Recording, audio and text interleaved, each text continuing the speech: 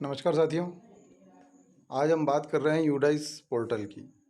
UDISE portal जो कि भारत सरकार शिक्षा मंत्रालय और स्कूल शिक्षा साक्षरता मिशन HRD का एक संयुक्त उपक्रम है। हमारे विद्यालय में जो भी सुविधाएं हमें मिलती है वो सभी इसी पोर्टल के तहत मिलती है। तो सबसे पहले हम देखेंगे कि यदि यूडाइस पोर्टल में आपके पासवर्ड रीसेट नहीं कर पा रहे हैं तो पासवर्ड रीसेट की प्रक्रिया क्या है, और दूसरा नवीन सत्र में बच्चों को अगली कक्षा में प्रमोट कैसे करें। तो सबसे पहले हमें इसके लिए यूडाइस पोर्टल अपने गूगल क्रोम में खोलना है। उससे पहले यदि अभी तक हमारे चैनल को सब्सक्राइब नहीं किया है तो कृपया चैनल को सब्सक्राइब करें और साथ ही बेल आइकन को क्लिक करें ताकि नए नए वीडियो आपको समय समय पर मिल सके।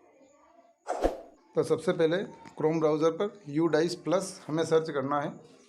यूडाइस प्लस जब सर्च करेंगे तो ऊपर पहली लिंक आएगी यूडाइस प्लस स्टूडेंट मॉड्यूल। तो स्टूडेंट मॉड्यूल के बजाय हम यूडाइस प्लस का जो होम पेज है वही खोलेंगे, यह वाला udiceplus.gov.in। यहाँ से जब हम इसको क्लिक करेंगे तो इस प्रकार से नया पेज ओपन होगा, जहाँ पर ऊपर लिखा हुआ है लॉगिन फॉर, में आपको नज़र आ रहा है लॉगिन फॉर ऑल मॉड्यूल्स, ये ऑरेंज कलर का है, जिस पर हम क्लिक करेंगे तो यहाँ से हमें अपना स्टेट सिलेक्ट करना है सबसे पहले। तो यहाँ पर मैं अपना स्टेट सिलेक्ट कर लेता हूँ। गो करेंगे तो यहाँ पर login for school directory, profile, teacher module, student module और रिपोर्ट मॉड्यूल। अभी जो हमारा काम करने वाले हैं हम वो स्टूडेंट मॉड्यूल पर काम करेंगे, लेकिन पासवर्ड रीसेट जो है वो कोई से मॉड्यूल से करेंगे तो पूरे यूडाइस पोर्टल में वही पासवर्ड हमारा काम करेगा। तो कोई से भी लिंक से हम पासवर्ड रीसेट कर सकते हैं। मैं टीचर मॉड्यूल से ही कर लेता हूँ। जब इसको टीचर मॉड्यूल में क्लिक करेंगे तो टीचर मॉड्यूल में user name, password, captcha, login और नीचे लिखा हुआ आ रहा है फॉरगेट पासवर्ड। फॉरगेट पासवर्ड पर जो लॉगिन के नीचे उस पर जब हम क्लिक करेंगे तो यहाँ पर हमसे कुछ आवश्यक जानकारी वो मांगेगा। सबसे पहले मांगेगा स्कूल का यूडाइस कोड, उसके बाद मांगेगा रजिस्टर्ड मोबाइल नंबर। यह रजिस्टर्ड मोबाइल नंबर वही है जो हमने गए सत्र में आपने यूडाइस पोर्टल अपडेट करते समय शाला प्रभारी के रूप में यहाँ पर अपडेट किया था। जब यूज़र आईडी और मोबाइल नंबर डालेंगे, कैप्चा डालने के बाद वेरीफाई करेंगे तो एक OTP हमको प्राप्त होगा। वो OTP जब हम डालेंगे इसमें तो इस प्रकार से प्राप्त OTP को यहाँ पर लिखना पड़ेगा। OTP सबमिट करने के बाद एक पासवर्ड हमें बनाना है, न्यू पासवर्ड, और वही पासवर्ड यहाँ पर कंफर्म न्यू पासवर्ड डालना है। पासवर्ड बनाने की शर्त यह है कि पासवर्ड अल्फ़ा नंबरिंग होना चाहिए, जिसमें अपर लेटर, कैपिटल लेटर, कोई स्पेशल कैरेक्टर और कुछ नंबर, ये सभी इसमें समावेश होना चाहिए और कम से कम वो 8 डिजिट का होना चाहिए।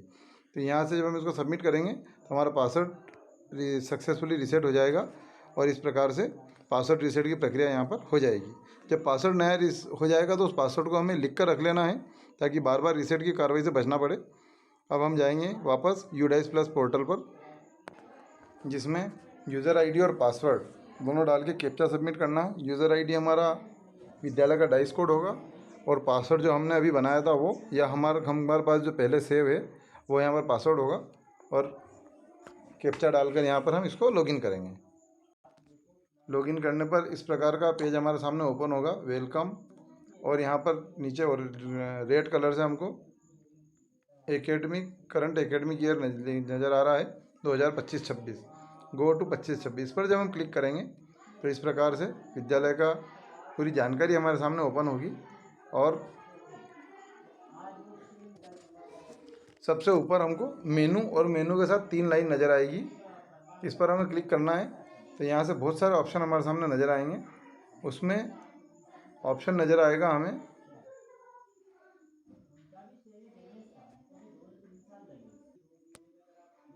Student movement and progression. Student movement and progression पर जब हम क्लिक करेंगे तो फिर से वापस बहुत सारे उसमें ऑप्शन खुलेंगे, जिसमें आएगा प्रोग्रेशन एक्टिविटी। पहले नंबर पर प्रोग्रेशन एक्टिविटी में जब हम क्लिक करेंगे तो यहाँ पर प्रोग्रेशन मॉड्यूल आएगा, प्रोग्रेशन यूज़र मैन्यूअल आएगा, समरी आएगी। तो यहाँ पर हमें प्रोग्रेशन मॉड्यूल पर गो करेंगे तो एक नया इंटरफेस हमारे सामने ओपन होगा, जिसमें वो पूछेगा क्लास और सेक्शन। तो यहाँ से हम कक्षा डालेंगे उसकी, जो कक्षा हमें प्रोग्रेशन करना है, और सेक्शन डालेंगे जो सेक्शन हमें प्रोग्रेशन करना है। यदि विद्यालय में एक ही सेक्शन है तो एक ही आएगा। इसे हम फिल्टर भी कर सकते हैं बाय जेंडर भी, लेकिन अगर हम पूरी कक्षा एक साथ लेंगे तो एक साथ आएगा। यहाँ से हम गो पर क्लिक करेंगे तो गत सत्र में इस कक्षा में आपके जितने बच्चे अध्ययनरत थे वो सभी यहाँ पर आपको एक के बाद एक करके नज़र आने लगेंगे। इस बच्चे की बेसिक डिटेल नज़र आएगी, बच्चे का नाम, डेट ऑफ बर्थ, उसका पेन नंबर, पिता का नाम, माता का नाम, डेट ऑफ बर्थ, ये सभी यहाँ पर नज़र आएगा। प्रोग्रेशन स्टेटस नज़र आएगा कि 2024-25 में उसकी प्रोग्रेस क्या रही है और वो अब आगे उसका क्या है। तो यहाँ से हम बच्चे का नाम आ रहा है, पेन आईडी आ रही है, स्टेट कोड आ रहा है, जेंडर आ रहा है, डेट ऑफ बर्थ आ रही है, पिता का नाम, माता का नाम, ये सभी जानकारी हमको यहाँ पर नज़र आएगी।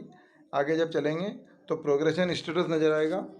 प्रोग्रेशन स्टेटस में हमें करना है कि प्रमोट हुआ है अगर एग्ज़ाम देकर, या प्रमोट नहीं हुआ है, रिपीटर है, या फिर विदाउट एग्जामिनेशन के किसी कारण से हमने उसको प्रमोट किया है। तो यहाँ पर प्रमोट बाय एग्जामिनेशन करेंगे, उसके कितने नंबर आए हैं, कितने मार्क्स आए हैं, मार्क्स यहाँ पर हम उसके फिल करेंगे। और विद्यालय में पिछले साल कितने दिन स्कूल आया था यह यहाँ पर फिल करेंगे। और स्कूलिंग स्टेटस क्या है, स्कूलिंग स्टेटस है कि वो इसी स्कूल में पढ़ रहा है या अन्य स्कूल में चला गया है। यहाँ कक्षा 8वीं ली है मैंने, क्योंकि इस विद्यालय में कक्षा 8वीं अंतिम कक्षा है, इसलिए इसमें एक ही ऑप्शन आ रहा है, left school with TC, without TC. तो यहाँ पर हमें इसको क्लिक कर देना है। तो यहाँ पर वो क्लास 9th में चला जाएगा। जब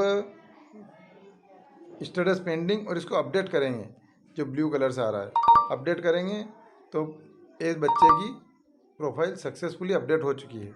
अब यहाँ पर अगर हम दूसरी कोई क्लास लेते हैं, मान लो कि मैं 6ठी ले लेता हूँ, सेक्शन है,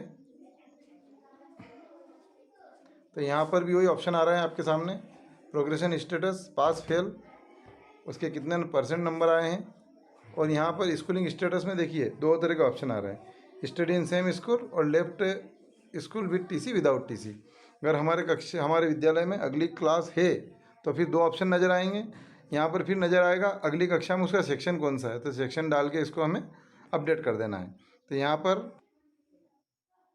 इस प्रकार से सभी बच्चों की डिटेल सक्सेसफुली रूप से सेव करने के बाद हमें सबसे नीचे जाना है।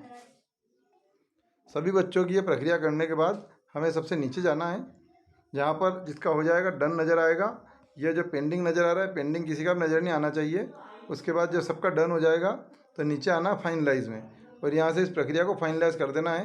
कितने बच्चे विद्यालय में हैं, कितने प्रमोट हुए हैं, वो सभी यहाँ पर जानकारी आएगी, और इसको कंफर्म करेंगे तो फाइनलाइज कंफर्म हो जाएगा। यहाँ पर सब बच्चों का भी कंफर्म नहीं हुआ है, पेंडिंग आ रहा है, इस वजह से इस प्रकार का मैसेज आ रहा है। सबका फाइनलाइज होने के बाद ये बच्चे अगले विद्यालय में जब प्रवेश लेंगे तो वहाँ पर इस पेन नंबर से प्रवेश ले पाएंगे, या हमारे विद्यालय में अगली कक्षा में ये प्रदर्शित होने लगेंगे।